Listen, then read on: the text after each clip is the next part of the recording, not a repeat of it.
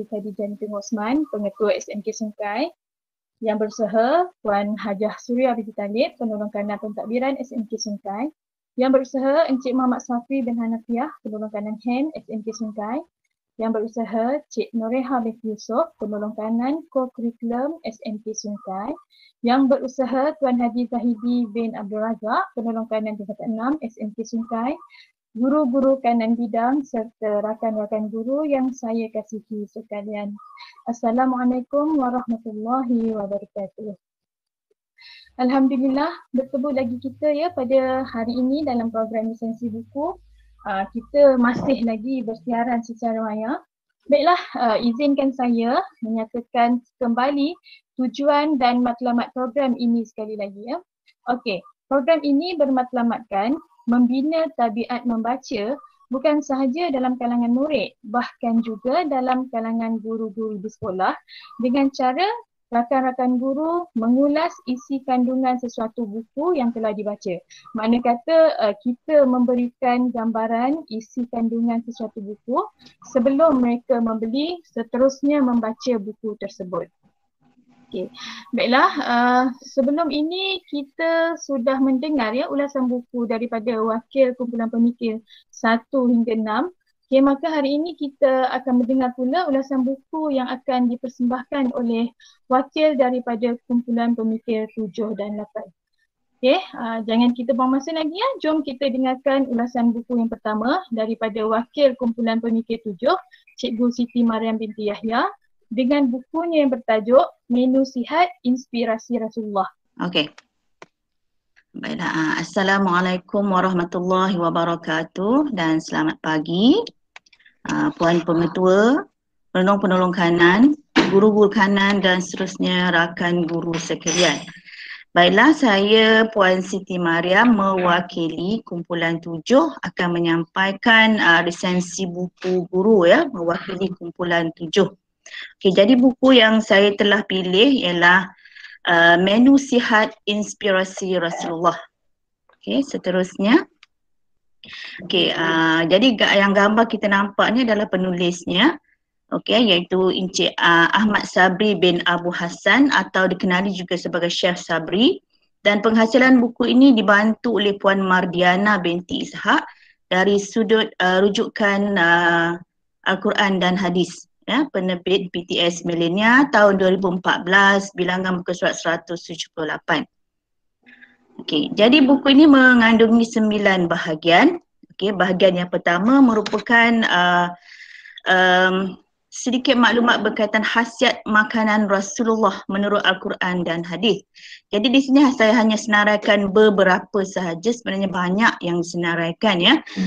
Jadi saya ambil yang utama sajalah ya. Seperti kita tahu, madu bagus untuk menguatkan ingatan dan juga penawar kepada cirit-pirit.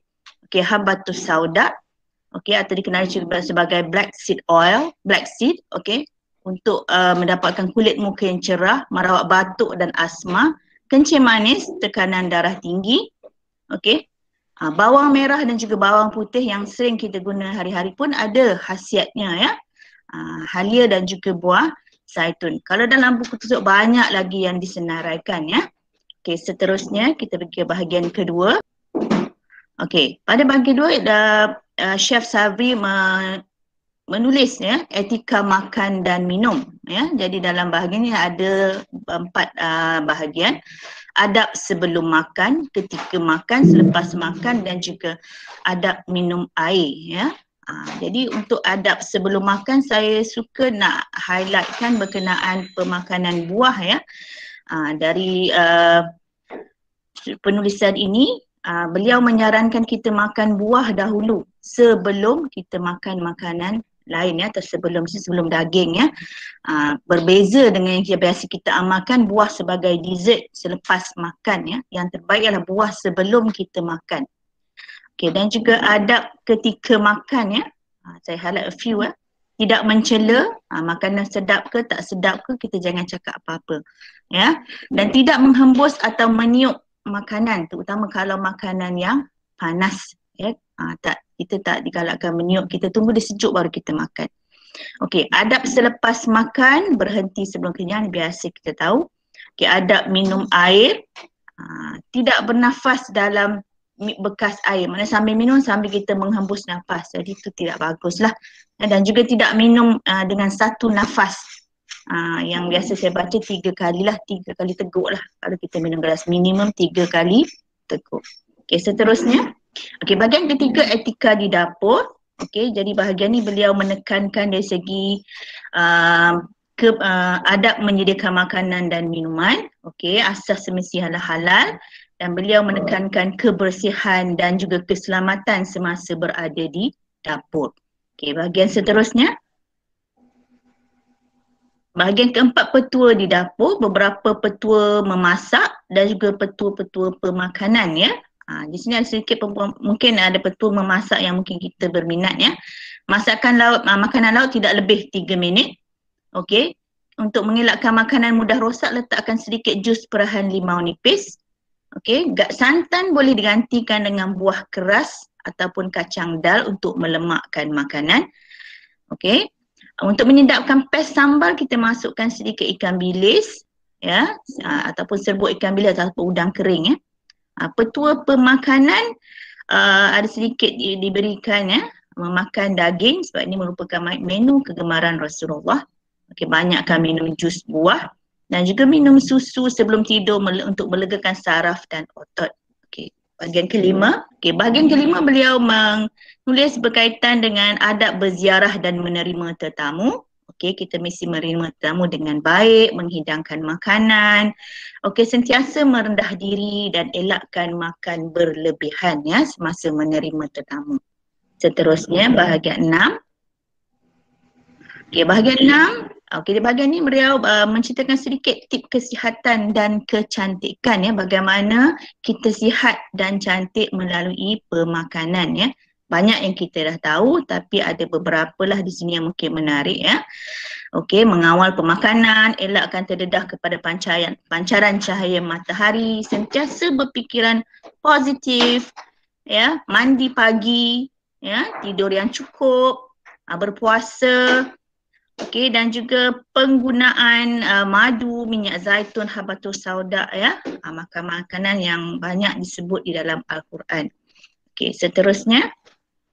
Okey, bahagian 7 merupakan bahagian di mana beliau memberikan kita resepi-resepi yang beliau buat sendiri berasaskan nasi, ayam, kambing lah ya, dan beliau masukkan juga makanan-makanan yang biasa dimakan oleh Rasulullah. Ya, okey, seterusnya. Okey, bahagian 8 merupakan pencapaian Chef Sabri. Beliau merupakan antara 10 chef yang terkenal di negara kita. Kalau orang biasa makanan mungkin kenal lah. Saya memang suka tengok resepi-resepi ni. Beliau memang terkenal di luar negara juga ya, menyertai sebagai hakim pertandingan ke. Okey, dan minat beliau yang terkini ialah mengukir ais. Ya, beliau suka mengukir ais. Okey, seterusnya. Okay, bahagian 9 merupakan corak-corak Chef Sabri, menceritakan pengalaman hidupnya berjalan mengembara ke seluruh dunia, mencari resepi-resepi baru dan juga belajar resepi-resepi di negara-negara lain. Okey. Dan akhir sekali, okey, kepada yang berminat ya, buku ini memang saya suka sebab saya suka masak, saya suka makan dan saya cuba untuk ya kita masukkan juga unsur-unsur Islamik dalam pemakanan kita. Jadi bukunya memang pada saya menarik lah untuk dibaca secara santai. Bukunya menarik, banyak gambar, very colourful. Okay, saya rasa itu sahaja daripada saya. Sekian, terima kasih. Okay, terima kasih Cikgu Siti Mariam ya di atas penyampaian itu tadi.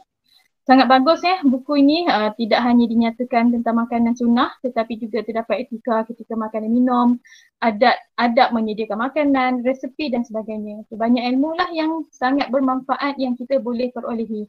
Saya kira setiap daripada kita harus memiliki buku ini kerana boleh dijadikan panduan kepada kita untuk penyediaan makanan. Okay.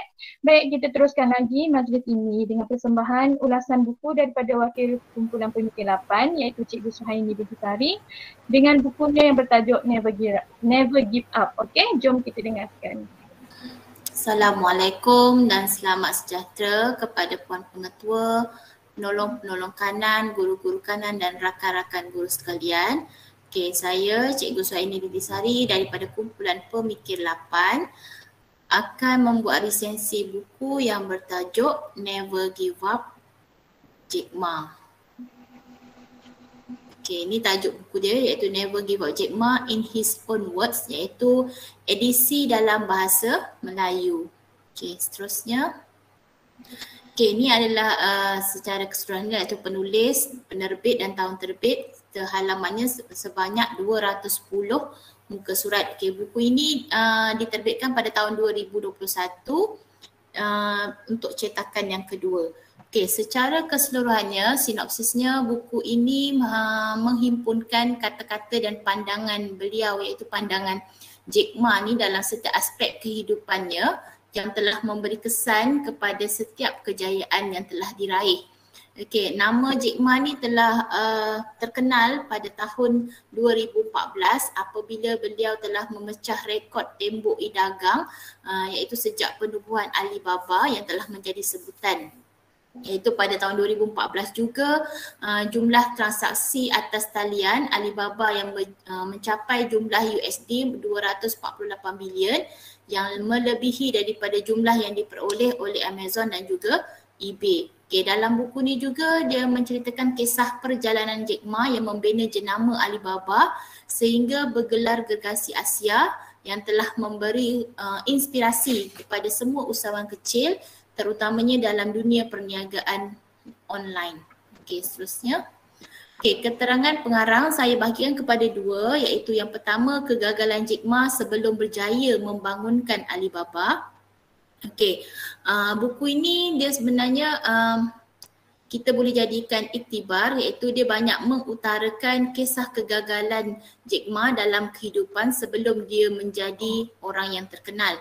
Okay, ramai antara kita yang tak pernah tahu apakah kegagalan yang telah dilalui ataupun dialami oleh jutawan terkemuka ini. Okay, antara kegagalan yang pernah dilaluinya adalah sewaktu dia mohon pekerjaan daripada 30 majikan yang berbeza, kesemuanya telah ditolak. Dia tak dapat pun pekerjaan tu. Okay, dia juga pernah memohon bekerja di KFC. Tapi daripada 24 yang memohon, hanya 23 orang yang diterima. Yang mana satu-satu yang ditolak tu adalah diri dia. Dan Jack Ma juga pernah 3 kali gagal dalam peperiksaan untuk memasuki universiti. Dan namun itu tidak menghalangnya untuk menggenggam segulung ijazah sarjana muda dalam bahasa Inggeris sebelum dia menjadi seorang guru. Okay, Jack Ma juga pernah memohon menjadi anggota polis bersama 5 orang yang lain, namun dia adalah satu-satunya individu yang dalam kumpulan tu telah ditolak. Okay, selain daripada itu dia juga telah mohon pekerjaan sebagai pelayan bersama suaminya di sebuah hotel bertaraf 4 bintang, tapi hanya sepupunya sahaja yang diterima bekerja. Okay, itu antara kisah kegagalan kegagalan yang dilaluilah oleh Jack Ma. Okay, seterusnya. Okay, yang kedua adalah rahsia kejayaan Jack Ma. Okay, tadi kalau kita tahu yang dia banyak kali menempuhi kegagalan. Okay, dia pernah memberi ucapan di Universiti Stanford yang mana dia kata tidak seorang pun akan percaya bahawa dia ni mampu melakukan sesuatu yang bermakna pada masa depan dan dia sendiri tidak pernah terfikir untuk memiliki masa depan seperti hari ini, maksudnya memiliki masa depan yang terkenal di seluruh dunia. Jadi pengalaman dalam kegagalan bukan sekadar pembakar semangat juangnya, malah membuatkannya setia pada visi untuk mencipta tempat di mana rakan sekerja dan kaki tangannya dapat merasakan bahawa diri mereka adalah sebahagian penting dalam kewujudan Alibaba. Okey, seterusnya. Okey, kelebihan buku ini. Okey, buku ni sangat bagus untuk jadikan sumber inspirasi untuk memulakan sesuatu perkara dalam hidup. Yang mana dia telah memberi kesedaran kepada pembaca bahawa gagal sekali tak bererti gagal buat selama-lamanya, yang mana kita hanya perlu yakin dan percaya kepada masa depan kerana setiap manusia mempunyai jalan masa yang berbeza. Sebagai kesimpulannya, apa yang penting, setiap kegagalan haruslah dijadikan pengajaran dan kita perlu bangkit untuk mencipta kejayaan. Okey, sekian, terima kasih. Terima kasih Cikgu Suhaini. Okey, perkongsian yang sangat menarik boleh menjadi inspirasi kepada kita semua ya. Okay, jika kita ingin menceburkan diri dalam perniagaan, bolehlah dapatkan buku ini sebab terdapat banyak iktibar daripada buku ini yang boleh kita jadikan panduan dan juga inspirasi kita. Okey, seperti minggu-minggu yang lepas, kita teruskan lagi agenda kita dengan mendengar motivasi pagi daripada Haji Ahmad Fauzi bin Abdullah. Okey, mari kita dengarkan motivasi pagi hari ini. Dipersilakan Tuan Haji. Bismillahirrahmanirrahim. Alhamdulillahirabbil alamin. Wassalatu wassalamu ala asyrafil anbiya'i wal mursalin wa ala alihi washabbihi ajmain. Yang berusaha Puan Hajah Siti Khadijah binti Osman, Pengetua SMK Sungai. Penolong kanan Puan Hajah Suria binti Talib, penolong kanan mentadbiran. Yang berusaha Cik Muhammad Safri bin Halafiah, penolong kanan Halal Murid. Yang berusaha Cik Noreha binti Yusuf, penolong kanan Kurikulum. Yang berusaha Tuan Haji Muhammad Zahidi bin Haji Abdul Razak, penolong kanan tingkatan 6. Guru-guru kanan bidang, seterusnya rakan-rakan guru sekalian. Assalamualaikum warahmatullahi wabarakatuh dan selamat sejahtera. Baik, cikgu, hari ini saya nak memperkatakan berkaitan dengan integriti. Kita selalu dengar dalam kerjaya kita selalu diketengahkan hal yang berkaitan dengan integriti. Kerana integriti ini dia melambangkan siapa diri kita dalam sesuatu organisasi. Ya. Jadi apakah yang kita faham tentang integriti ini? Integriti ini dari segi kamus dui bahasa bermaksud kejujuran ataupun ketulusan. Jadi kita fahamlah kejujuran, jujur dalam melaksanakan tugas dan juga ketelusan, maknanya tidak ada perkara-perkara yang diselindung. Ya. Semuanya mengikut aturan dan juga etika yang telah ditetapkan.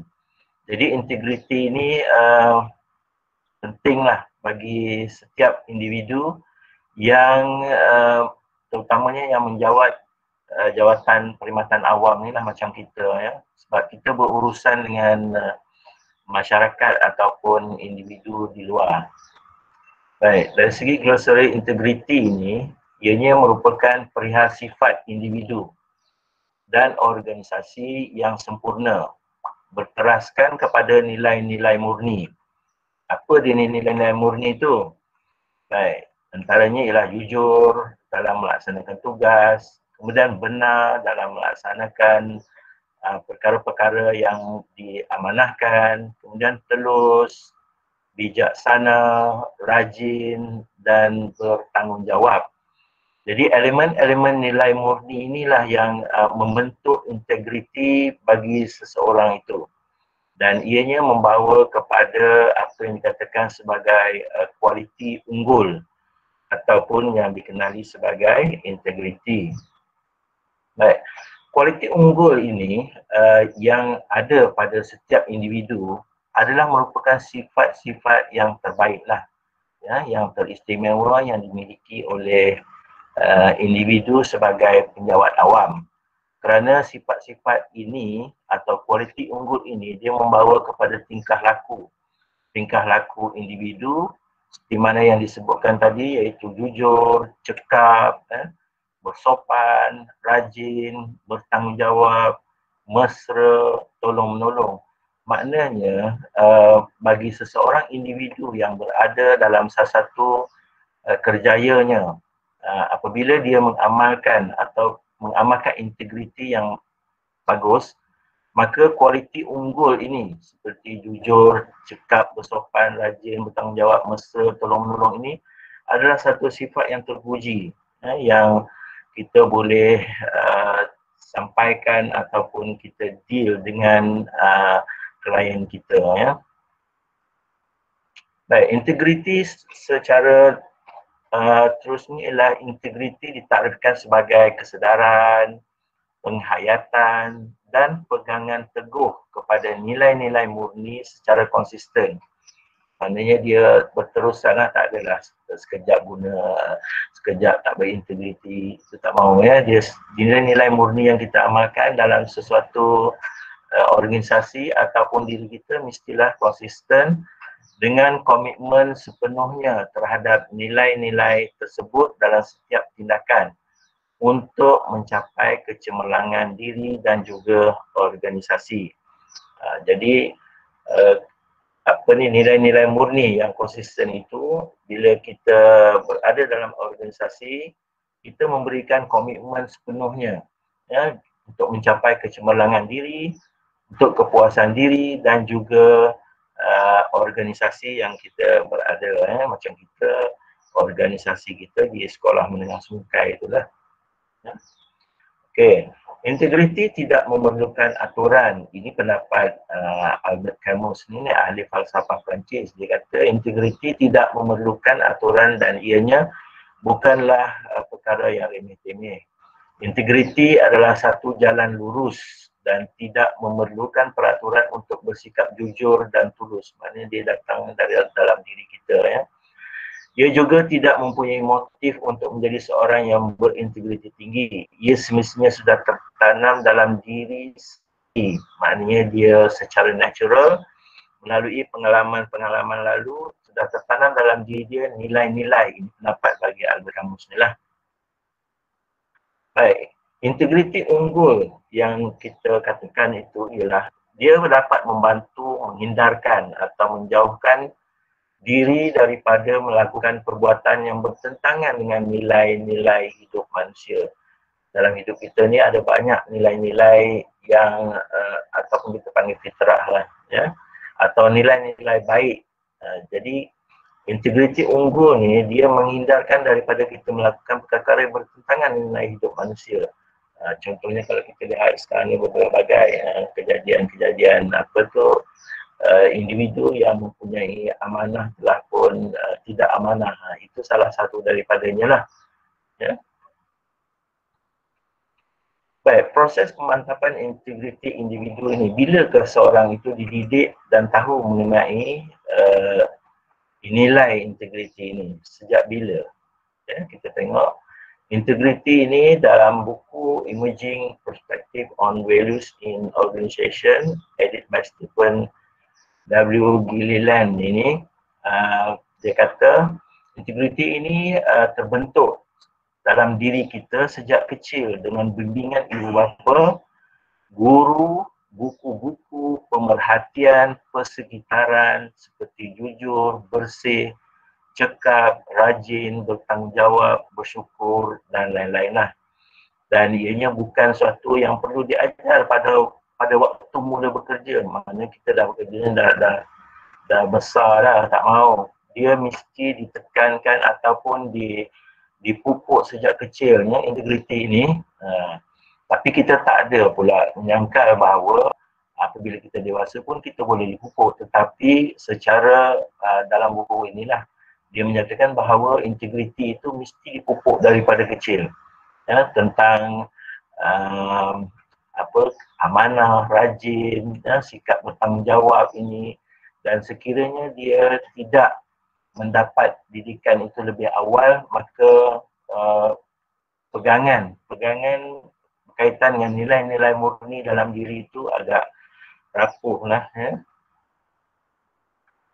Contohnya dalam akhbar ni ada perinci boleh lulus. Ini melibatkan perkhidmatan awam yang memerlukan komitmen yang tinggi ya. Ada orang nak mengambil jalan pintas dengan cara memberikan perinci ni, kalau istilah kita ni berbagai ya. Ada dalam bentuk kewangan, ada yang dalam bentuk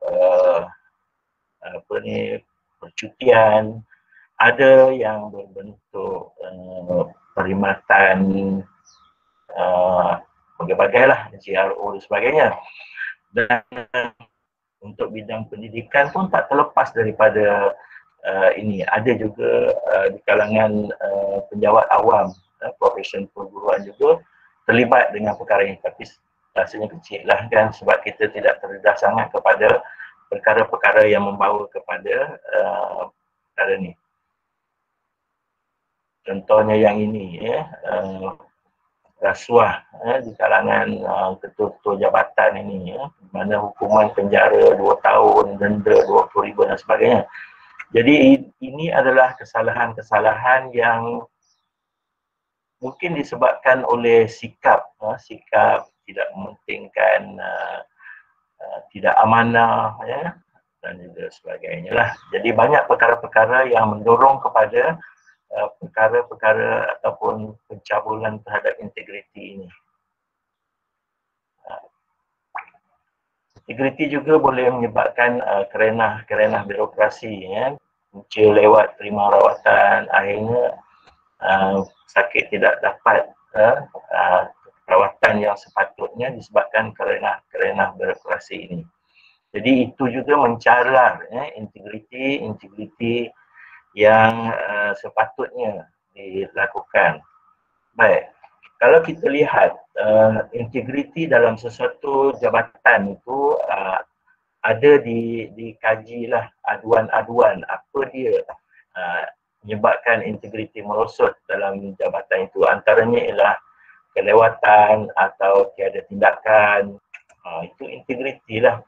Contohnya lah kalau di sekolah kan, kalau di sekolah tu macam file-file peribadi pelajar.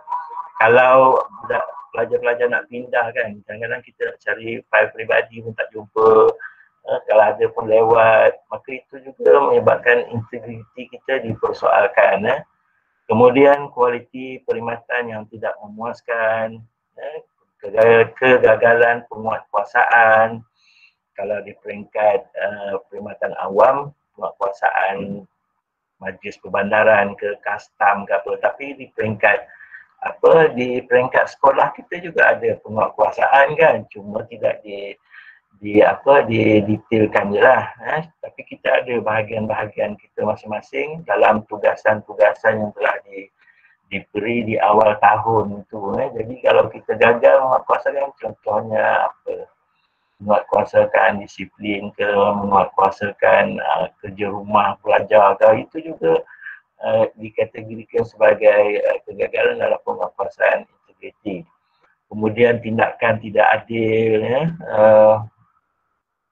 maksudnya tidak adil itu memilih-milih dalam melaksanakan tugas. Yang ini okey, yang tu tak okey, orang ini okey, ini tak okey. Kalau saudara marah, dibagi dulu sebagainya. Kemudian kategori aduan juga ialah kekurangan dalam kemudahan awam, ya, pelbagai aduan, kegagalan mengikut prosedur yang ditetapkan, salah guna kuasa, penyelewengan, salah laku anggota awam, kepincangan dan kelemahan undang-undang. Jadi kategori-kategori aduan ini kalau kita lihat macam kita di bidang pendidikan, kita ubah suaikanlah supaya kita menjadi lebih berintegriti dalam melaksanakan tugas kita ya. Okey, jika integriti ini merosot ya, bagi sesebuah negara lah yang ini dia pendapatan kerajaan akan merosot. Ini kalau lihat dari segi keuangan lah ya.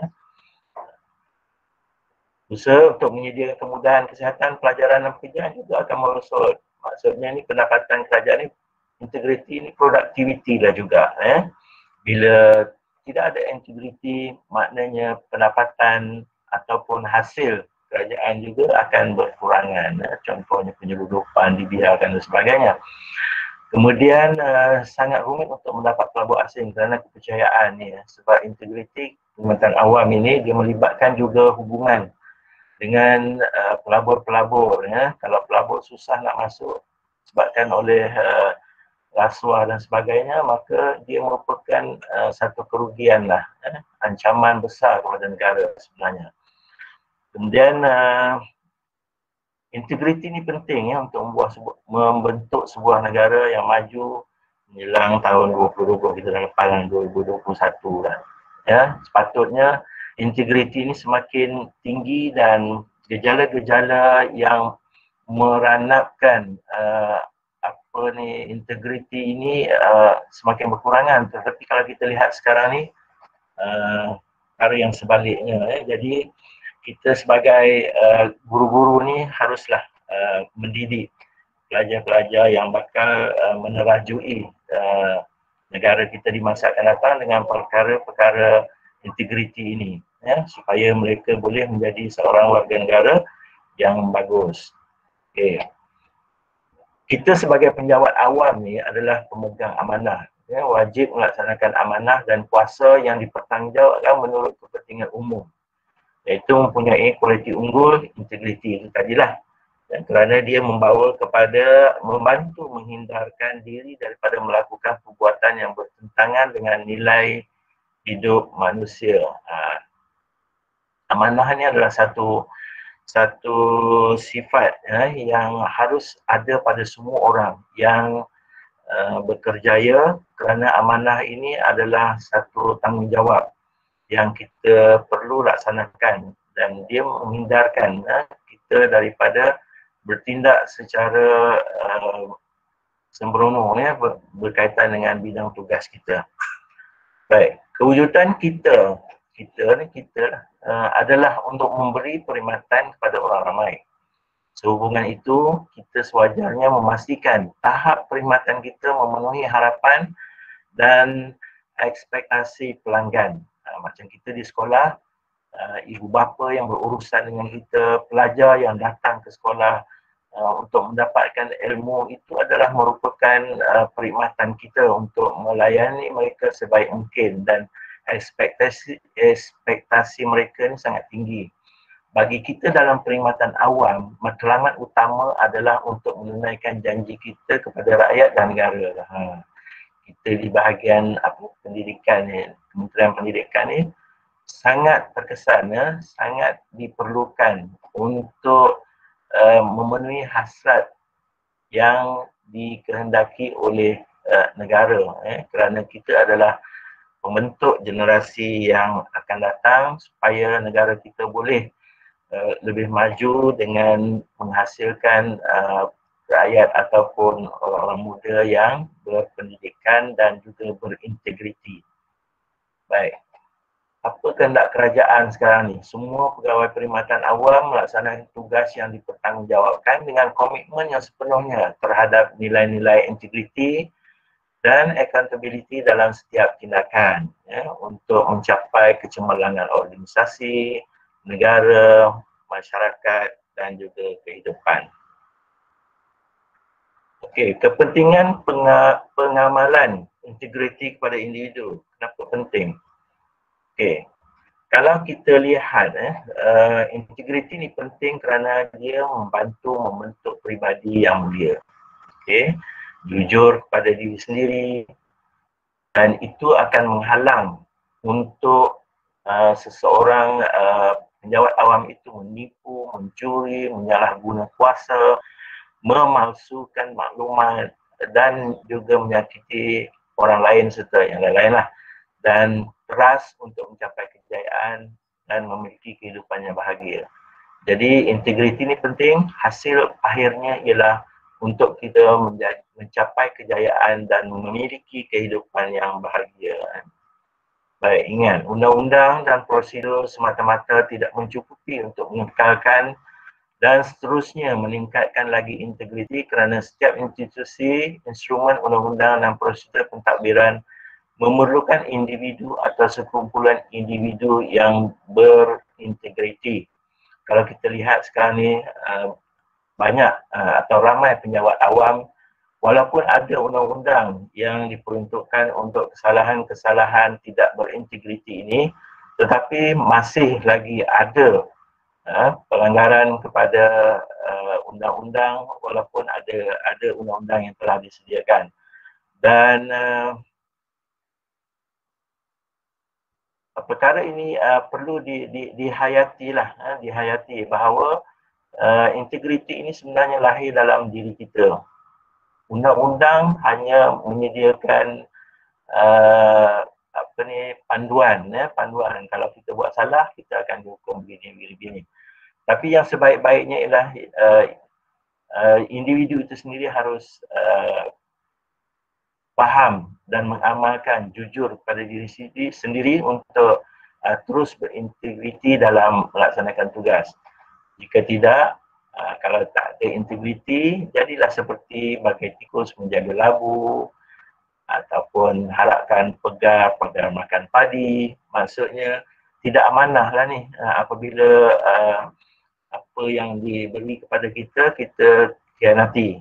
Itu integriti yang nampak kita boleh kaitkan dengan peribahasa orang dulu-dulu lah. Bagai tikus jaga labu. Mana maunya dia makan je lah labu tu. Maksudnya begitu. Harapkan pegar makan padi, bukan pagar tu. Pegar ni sejenis burung. Okey. Faktor-faktor yang menjejaskan integriti. Maksudnya individu itu sendirilah. Kepimpinan, budaya, struktur dan institusi, sistem dan juga prosedur. Apa dia? Kerana kurang ketelusan, kurang penguatkuasaan, kurang pemantauan, matlamat yang tidak jelas. Jadi apa yang kita lihat di sekolah kita ni, kita mengamalkan integriti yang tinggi kerana kita kebanyakan dalam hal-hal pentadbiran kita telus. Kemudian menguatkuasakan, memantau matlamat yang jelas. Jadi sekolah kita pada saya mempunyai integriti yang tinggi, dan kita harus banggalah berada dalam institusi yang sedemikian rupa. Individu, ini yang penting, kurang penghayatan ajaran agama. Individu yang tidak berintegriti biasanya kurang penghayatan ajaran agama. Tahap kefahaman rendah mengenai matlamat organisasi dan juga kepentingan diri mengatasi kepentingan awam. Sebab individu ni penting kerana kita yang nak menjalankan menjalankan amanah itu. Kadang-kadang pelanggaran itu adalah disebabkan oleh kurang penghayatan agama. Bagi orang Islam, kita tahu dosa dan pahala. Kita juga tahu bahawa apabila kita melaksanakan tugas, ada yang memerhati dan sebagainya lah. Kemudian tahap pahaman rendah mengenai matlamat. Organisasi yang matlamatnya kita tahu faham pun susah juga. Tak ada integriti lah jadinya. Dan juga kepentingan diri mengatasi kepentingan awam. Ini yang selalu kita diingatkan oleh Pak Mentua kan. Apa-apa perkara kepentingan diri itu harus diletak kedua. Kepentingan awam ataupun organisasi diletakkan dahulu. Tetapi perkara ini boleh dibincangkan lagi. Tidaklah semestinya kepentingan organisasi itu semata-mata. Ada kala-kalanya kepentingan diri juga perlu dilihat. Apa dalam individu yang menyebabkan integriti dicabuli, contohnya ponteng kerja lah ni, malas, penyelewengan, mengemukakan cuti sakit palsu. Ini perkara-perkara yang dalam perkhidmatan awam yang ada, bukan tak ada, memang ada. Dia bergantung kepada diri sendiri tadilah. Sebab itu dalam integriti ni dia lebih menekankan kepada ciri-ciri yang ada pada individu itu. Terlebih masa berada di kantin, berbual, menyalahguna peralatan pejabat. Dan ini semua akan menjejaskan integriti individu itu. Baik, akibatnya apa dia? Kualiti penyampaian perkhidmatan akan terjejas. Orang lama menunggu, produktiviti akan berkurangan kalau di hasil produktiviti ini kalau melibatkan barangan, maka perkara-perkara yang tugas ini akan melibatkan produktiviti akan berkurangan. Kemudian matlamat organisasi tidak boleh capai. Selalu organisasi ini dia ada matlamatnya. Jadi bila ada individu-individu yang tidak berintegriti ini, maka dia akan mencacatkan matlamat organisasi yang kita nak capai. Cuba fikirkan, apakah adil jika kita menerima upah atau gaji tetapi kita tidak melaksanakan kerja dengan beretika dan berintegriti sebaik-baiknya? Apakah berkat dan halal wang gaji yang kita peroleh untuk digunakan bagi menyara kehidupan keluarga anak dan isteri. Ya. Okey, semakin meningkat nilai integriti, semakin kurang individu terpengaruh dengan nilai-nilai negatif. Contohnya apa nilai-nilai baik yang kita boleh amalkan, selalu senyum, menjadi contoh kepada orang lain atas nilai-nilai yang baik, taat kepada tugas dan juga ketua, tidak mengambil kesempatan, tidak suka membuang masa. Jadi dia berbalik semula kepada individu lah, semua benda ni kita yang akan mengalaminya. Maka semakin meningkat nilai integriti, semakin kurang individu terpengaruh dengan nilai negatif. Contohnya rasuah, buang masa dan tidak jujur dan tidak amanah dalam melaksanakan tugas. Okey, maju mundurnya sesebuah negara itu sangat bergantung pada kualiti unggul yang ada pada setiap individu yang berkhidmat dalam perkhidmatan awamnya. Macam kita, kualiti guru-guru saya percaya semuanya unggul untuk konsisten dan juga menyampaikan apa amanah yang diberi, itu dia ada tanda soal lah. Jadi kita sama-samalah muhasabah diri dan berlaku jujur dalam melaksanakan tugas-tugas kita seharian. Jadi itu saja perkongsian yang saya nak sampaikan pada pagi ini. Semoga kita warga SMAS ini sentiasa berintegriti dan memberikan perkhidmatan yang terbaik. Sekian, terima kasih. Okay, terima kasih Cikgu Fauzi.